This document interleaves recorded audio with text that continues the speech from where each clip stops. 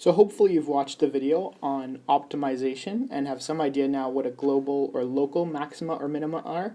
And now what we're going to do is a few algebraic examples of how to find the maxima or minima of a function. So let's look at this question on page 2. Example 1. For f of x equals negative 3, x plus 3 squared minus 5, find the value that produces a maximum or minimum using calculus. Now just looking at that function, we can see what kind of function is that.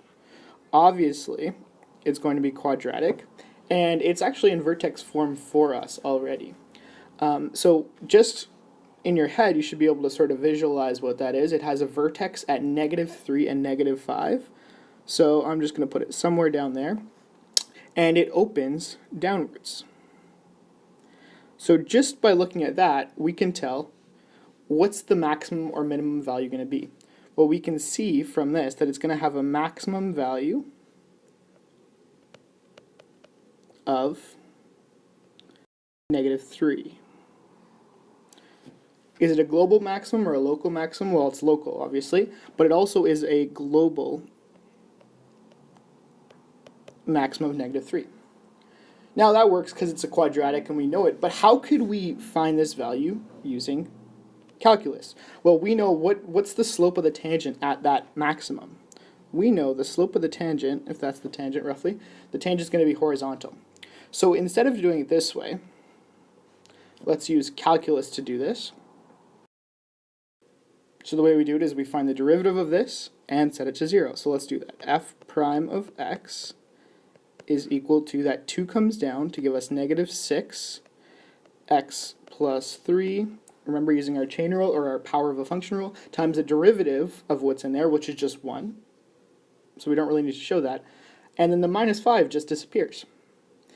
So the way we optimize this function is we find where this function equals 0. So I can set this negative 6x minus 18.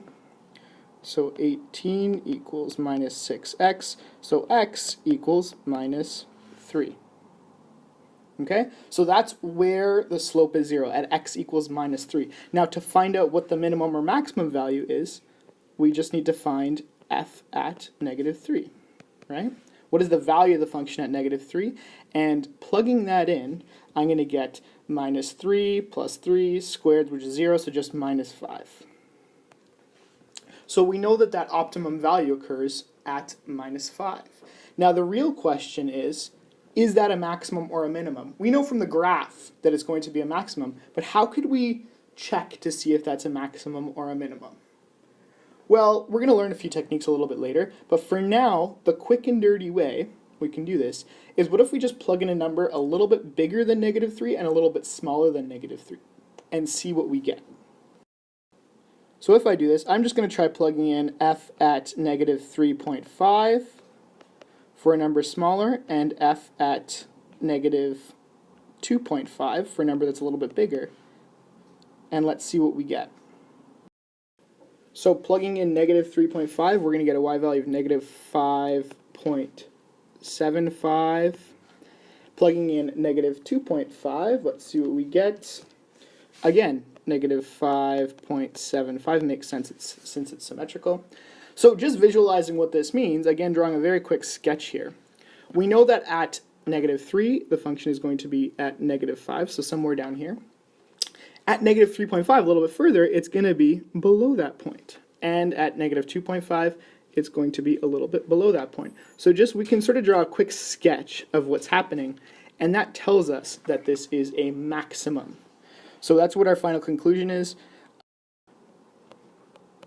The global max of f of x is negative 5. Now, we can take this one step further. We can find extreme values over an interval. So say we're asked to find the maximum of a function between negative 1 and 5, such as in the example right here, right? We're asked to find the maximum or minimum value, the extreme values between negative 1 and 5. How could we do that entirely algebraically, so we don't need to have a graph? Well, the steps here are like this. First of all, we need to find where the slope of the tangent is 0. That's obvious, right? Because that tells us where any possible maximum or minimum values occur.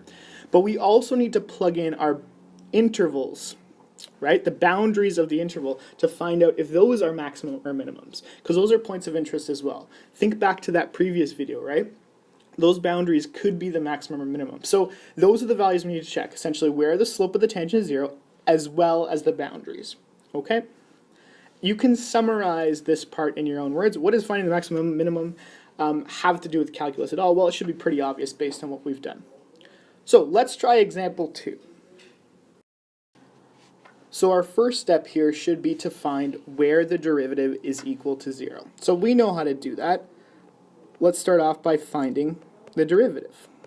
So the derivative of this should just be negative 6x squared plus 18x, correct? That 4 disappears. Pretty straightforward derivative.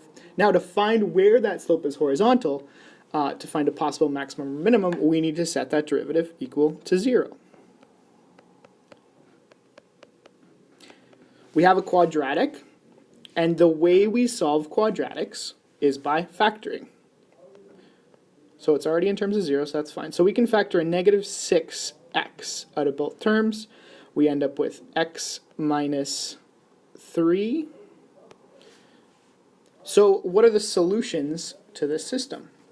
Well, from here we can tell that x is going to be 0. And from here, we can tell that x is going to be 3. So at 0 and 3, there are possible maximum or minimum values. Is that it? Is that our answer? No, we need to check to see if those are maximum or minimums. And also, we need to check our boundaries. So essentially, we have 4 points to check.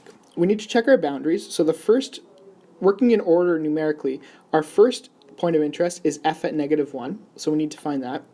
We also need to find f at 0 because that was what we found as one of our possible maximum or minimum values. We also need to find f at 3, which was the other one we found from setting the derivative equals 0. And we also need to find our other boundary, which is at 5. So we need to find what the value of the function at each of these points are. So you can find them yourself. I'm just going to put the answers in. So here we go. Those are those values of the function. Now this gives us a better picture of whether these are maximum or minimum values.